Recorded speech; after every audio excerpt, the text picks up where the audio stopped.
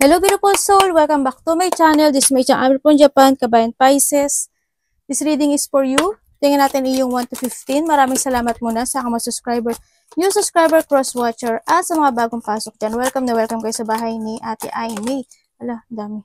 Salamat din sa nakataba ng puso ninyong mga comments at sa mga nagpa-personal reading. Marami pong salamat. Kung gusto nyo na energy nyo lang talaga, ang gusto nyo makuha natin, all the details para sa personal reading ay naisababa ng video na ito. General reading to, hindi mo to personal reading. Kunin mo lang ang sayo at itapon ang hindi sayo. Nangyayari or mangyayari pa lang. Use your own intuition, lawakan natin ating isipan. Gawin nyo lang itong guide kasi kayo pa rin makapagpapabago ng buhay nyo. Birth or conception of a child or enterprises.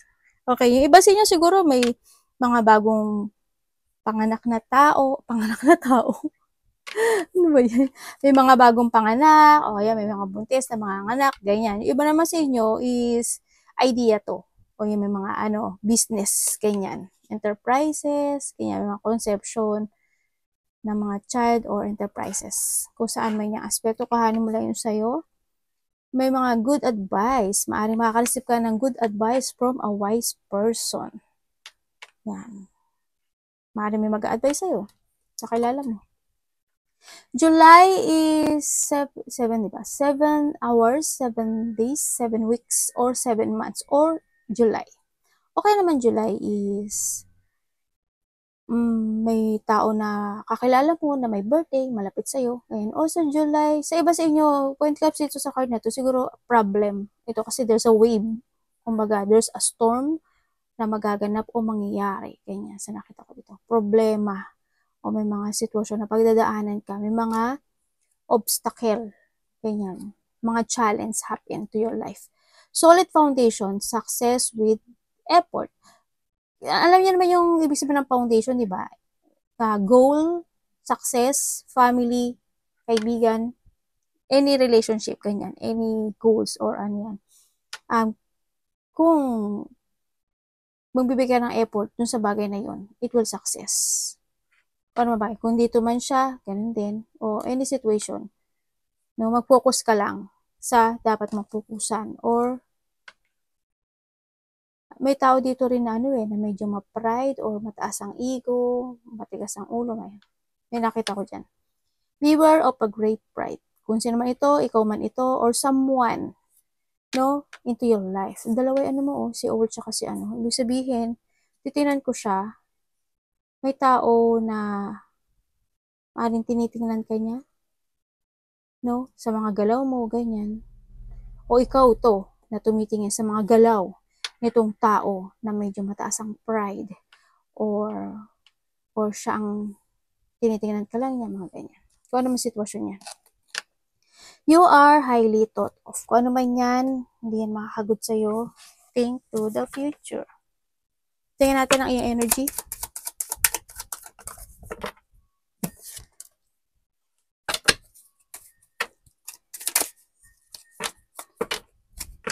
Ano po energy niya?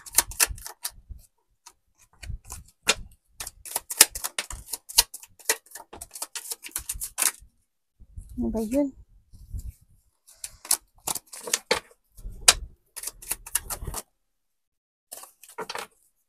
Tapos ka na dun sa baba. Okay. Teka lang. Puho ko, maano sa mukha ko. Okay, ang energy mo, sa nakikita ko sa'yo dito, hindi stable no? Ibig sabihin, may mga sitwasyon na hindi magiging stable. Yan, may mga chaos. May mga situation na there's a burden, kumbaga. May mga situation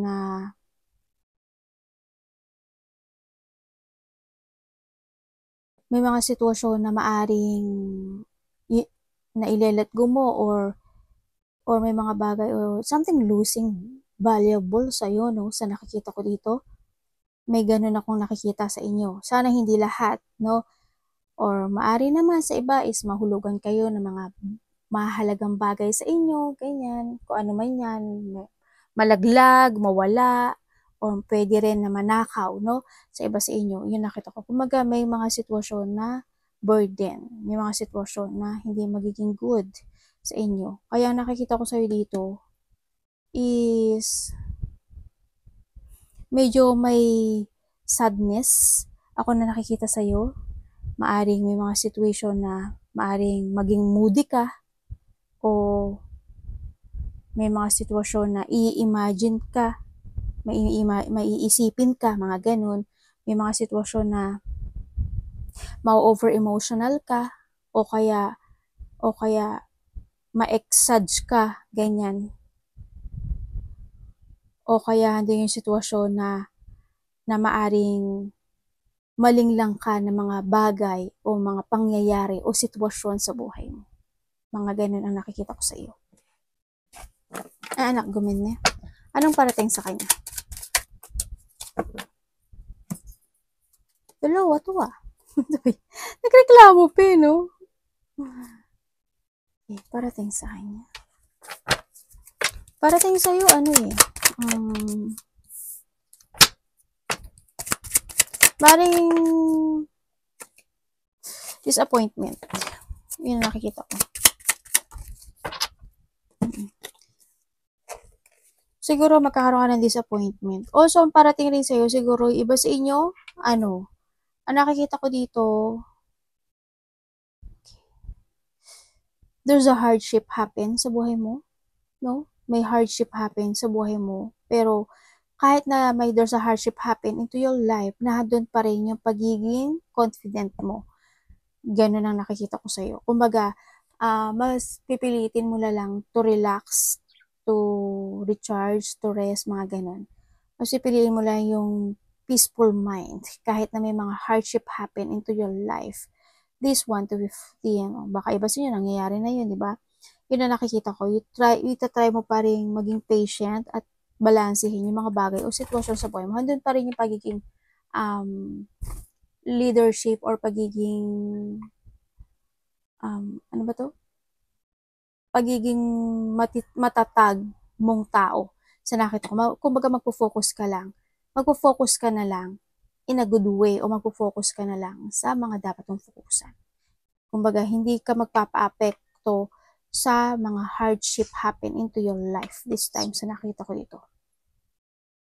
Yun. Kumbaga mabilis kang makaka-move on. Ganyan. May isip mo pero mabilis kang kumbaga hindi ka tutok doon. Iba na yung pufukusan mo. Para mag-move on ka na lang bigla. Ganun sa nakita ko dito. May mga sitwasyon din ako na nakikita na maaring may tao na makikipag-usap sa'yo dito. No? Either hihingi siya ng tulong sa'yo, makikipag-usap sa'yo, or tutulungan mo siya. Something communication. Ako na nakikita dito. Magkakaroon din ng decision making mo. Ako nakikita sa'yo. May mga sitwasyon ako na nakikita sa'yo na parang magkakaroon, parang you want to escape with something or you need to walk away sa isang bagay o sitwasyon sa buhay mo. Kung tulad din ng sinabi ko kanina, ganun, magkakaroon ka ng mga switching situation ng very fast.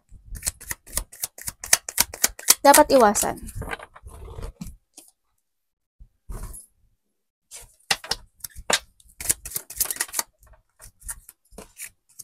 Usot nga natin ito dito. Bakit po ito ang dapat niya iwasan? Okay. Thank you. Okay, iwasan mo daw yung isang situation na panghinaan ng loob o yung not to focusing sa mga goal o sa mga bagay mo ngayon this time. Iwasan mo din na hindi ka mag-trust sa intuition mo. Iwasan mo din yung mga sitwasyon na maging magulo yung isip mo kasi maaring ikaw is magkamali ng decision, no? O may mga pagkakamali mangyari. Iwasan mo din yung madaliin yung mga bagay na desisyonan o aksyonan. Kumaga, iwasan mo magmadali. Ganyan. Iwasan mong iwasan mong ito na lang, ganyan lang, okay, mga ganun.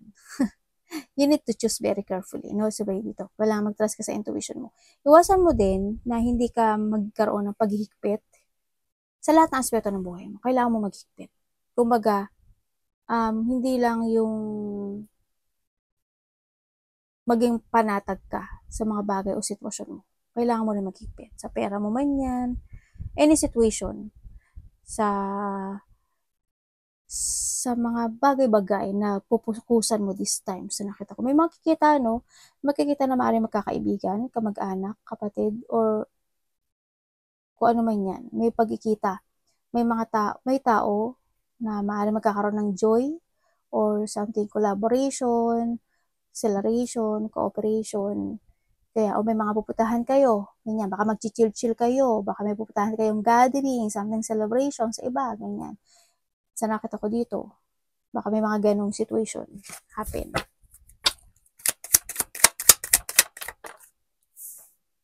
When it comes to a love is sa lahat Love is ikaw, sarili mo, kapatid, anak, magulang, karelasyon.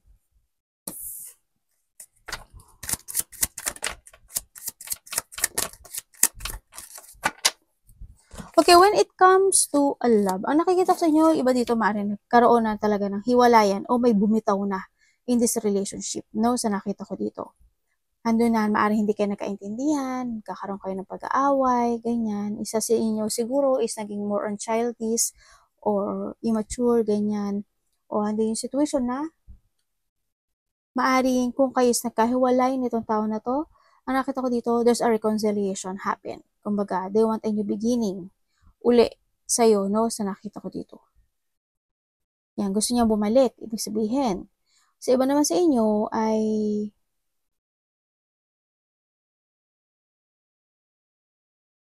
kasi ang gusto niya dito, gusto niya ng peaceful.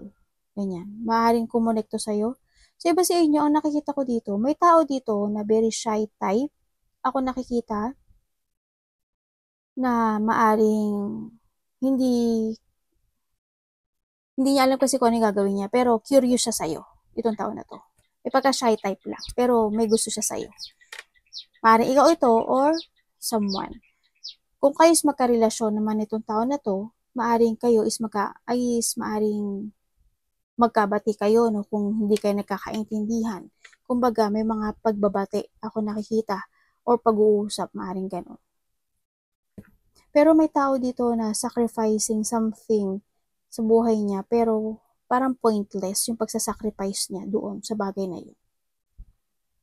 Maaring kapatid mo, kapamilya mo, karelasyon mo. Yun ang nakita ko. Kung saan mga aspeto ng buhay mo yan. Tingnan natin na iyong money.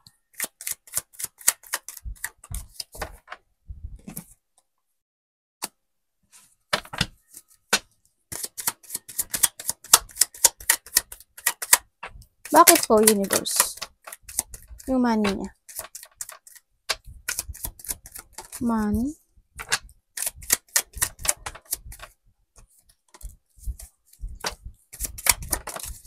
When it comes to your money, okay. Okay.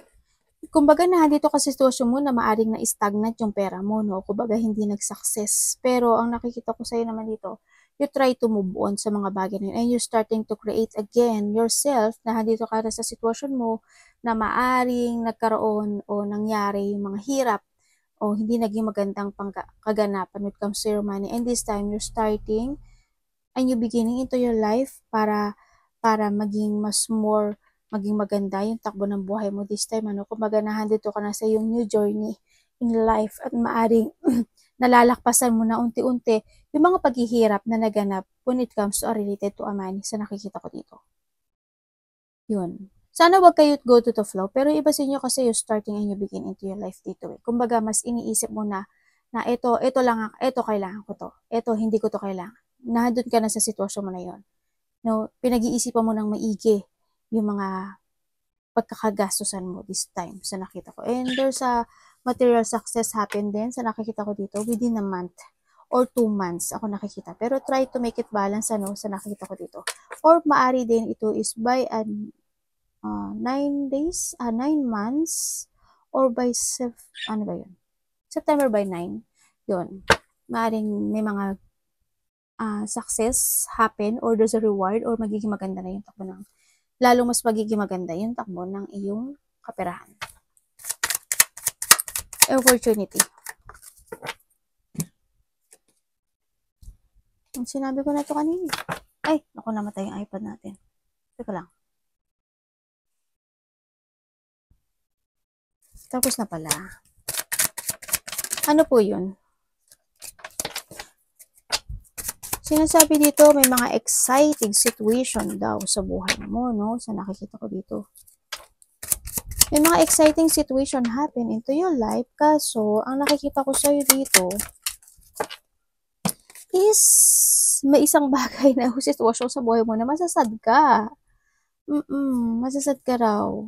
Para madi-disappoint ka, masasad ka, parang something loss happen. Pero andun yung saya. After ng saya mo, there's a situation happen na pwede ka malungkot. Kaya huwag ka masyado magpakasaya. Di ba ganun tayo, kapag masyado ka masaya, is kapalit ng is lungkot. Kaya, i-ano mo lang, i-balance mo lang, yun ang nakikita ko sa'yo. After the saya is lungkot ang kapalit niya sa nakikita ko dito. Maring disappointment, something loss, or isolation, or something regret, ako nakikita dito. Yan. Ako nakita. May mga bagay o sitwasyon din ako nakikita sa'yo na naulit na noon na muling mauulit muli ngayon. Yun na nakikita ko. Iba dito, maaring nabuboard na kayo sa trabaho nyo, no? O sa mga ginagawa nyo, o sa sitwasyon nyo. Advice.